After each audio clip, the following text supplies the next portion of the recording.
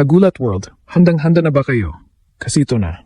Ito na talaga. Confirmed. Official. Nakasulat na sa matalas na metal na Mutua Madrid Open entry list si Alexandra Ala, number 29. Hindi wildcard. Hindi pwede na yan. Hindi sana all. Direct entry. Isang 20 anyos na Filipina na galing sa lungsod ng Quezon City na ang pangalan ay nakalagay na katabi ng mga reyna ng tennis sa mundo. Siya na ang nagdala ng bandila ng Pilipinas sa pinakamalaking stage ng clay court tennis sa Europe. At ngayon, ginugulat na natin silang lahat. Ito ang kwento na hindi na pwede pigilan. Alam niyo ba kung ano ang ibig sabihin nito? Noong 2024, si Alex ay wildcard pa lang sa maraming WTA events. Pinagpapawisan, pinagdadasal, pinagtatawanan pa ng iba. Pero 2025, boom! Miami Open semifinalist bilang wildcard. Pinatalsik si Iga Swiatek sa kanyang prime. Pinahiya si Madison Keys. Unang beses na nakapasok sa Grand Slam main draw at nanalo. WTA Wonder 25 title. First Filipina ever na pumasok sa top 30. At ngayon March, career high ranking number 29. Ang Mutua Madrid Open, isang WTA 1000 tournament sa gitna ng Spain, sa red clay na parang dugo ng gladiators, ay nagbukas na ng pinto para sa kanya. Hindi bilang guest, hindi bilang pang-aliw, bilang isa sa kanila. Ito ang pinakamalaking hakbang sa kasaysayan ng Philippine tennis. Mas malaki pa sa lahat ng napanalunan ni Alex noon. Bakit? Kasi ito na ang simula ng totoong giyera. Hindi na lang promising talent, hindi na lang future star. Ngayon siya na ang present.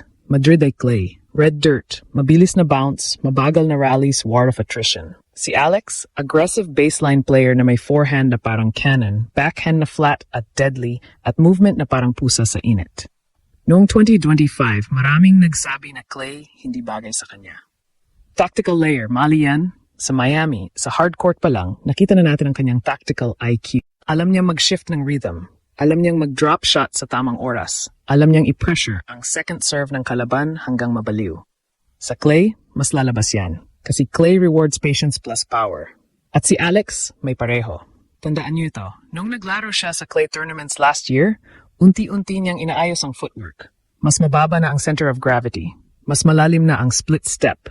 Mas matagal na ang rallies na kaya niyang panatilihin. Dito masusubok. Dito sa Madrid, kung saan ang mga legends tulad ni Rafael Nadal ay naging hari. Dito masusubok kung kaya niyang maging reyna ng susunod na henerasyon. Mga kababayan, pause muna. Isipin niyo. Isang dalagang Pilipina, anak ng isang tennis coach at isang dating beauty queen na lumaki sa academy sa Florida pero laging may bandera ng Pilipinas sa dibdib. Noong bata pa siya, pinagtatawanan pa ng iba sa international circuit. Sino ito? Pilipina? Baka one and done lang. Ngayon, numero 29 sa buong mundo. Ito ang kwento na hindi lang tungkol sa tennis. Ito ang kwento ng isang buong bansa na matagal nang naghihintay ng isang sports icon na talagang kaya nating ipagmalaki. Hindi lang siya naglalaro para sa sarili. Naglalaro siya para sa bawat batang Pilipino na may raketa sa kamay pero walang pera para sa coaching. Para sa bawat nanay na nagdadasal tuwing may laban si Alex. Para sa bawat OFW na nanonood sa gitna ng gabi sa Europe, sa Middle East, sa Amerika at sumisigaw ng Pilipinas kahit mag-isa lang sa kwarto. Ito na ang moment.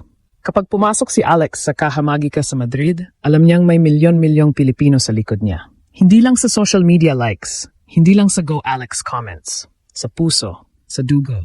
Sa bawat laban, Alex na naririnig niya kahit nasa kabilang kontinente pa. Simple pero sharp. Una, first round matchup. Depende sa draw, pero kahit sino pa yan, si Alex ay hindi na underdog. Siya na ang threat. Pangalawa, clay adjustment. Expect niyang gamitin ang slicing backhand para pabagalin ang bola, tapos biglang ibomba ang forehand cross-court. Pangatlo, mental game. Ito ang susi. Sa top 30, bawat punto ay may pressure. Pero nakita natin sa Miami, kapag nasa zone siya, parang walang takot. Analyst brain ko ang nagsasabi. Kung makakasurvive siya sa first week ng Madrid, papasok na siya sa quarterfinals territory.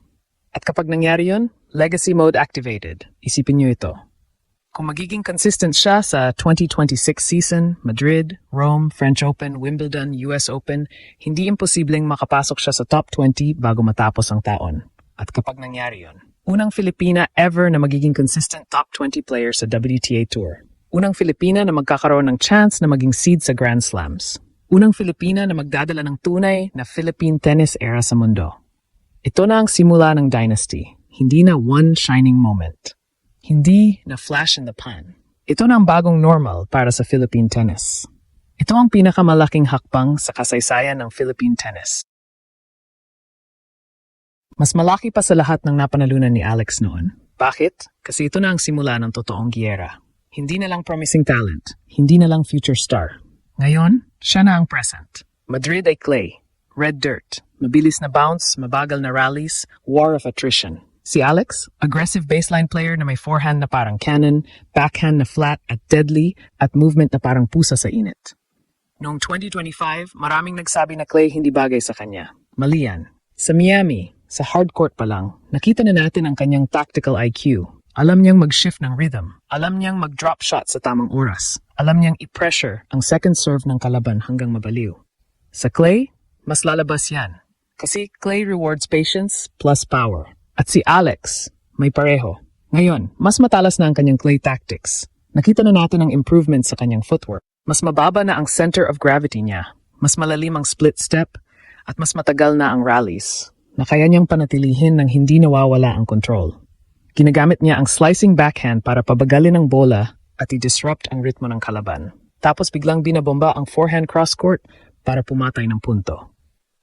May halo na rin siya ng higher net clearance shots na may heavy topspin sa ilang exchanges para mapanatili ang bola sa loob ng court at mapagod ang kalaban sa mahabang neutral rallies. Bilang lefty, mas effective ang kanyang hooking angles, lalo na sa forehand na nagiging sandata niya para i-push ang opponent sa labas ng court. Hindi na siya puro flat aggression. Mas selective na siya sa pagpili ng tamang moment para mag-pull the trigger, habang mas matiyaga na sa pag-absorb ng pace bago i-flip ang depensa into offense. Dito sa Madrid, kung saan ang mga legends tulad ni Rafael Nadal ay naging hari, dito masusubok kung kaya niyang maging reyna ng susunod na henerasyon. Mga kababayan, pause muna. Isipin niyo, isang dalagang Pilipina, anak ng isang tennis coach at isang dating beauty queen na lumaki sa academy sa Florida pero laging may bandera ng Pilipinas sa dibdib. Nung bata pa siya, pinagtatawanan pa ng iba sa international circuit. Sino ito? Pilipina? Baka one and done lang? Ngayon, numero 29 sa buong mundo. Ito ang kwento na hindi lang tungkol sa tennis. Ito ang kwento ng isang buong bansa na matagal nang naghihintay ng isang sports icon na talagang kaya nating ipagmalaki. Hindi lang siya naglalaro para sa sarili. Naglalaro siya para sa bawat batang Pilipino na may raketa sa kamay pero walang pera para sa coaching. Para sa bawat nanay na nagdasal tuwing may laban si Alex. Para sa bawat OFW na nanonood sa gitnang gabi sa Europe, sa Middle East, sa Amerika at sumisigaw ng Pilipinas kahit mag-isa lang sa kwarto. Ito na ang moment. Kapag pumasok si Alex sa Casa Magica sa Madrid, alam niya may milyon-milyong Pilipino sa likod niya. Hindi lang sa social media likes, hindi lang sa Go Alex comments. Sa puso, sa dugo.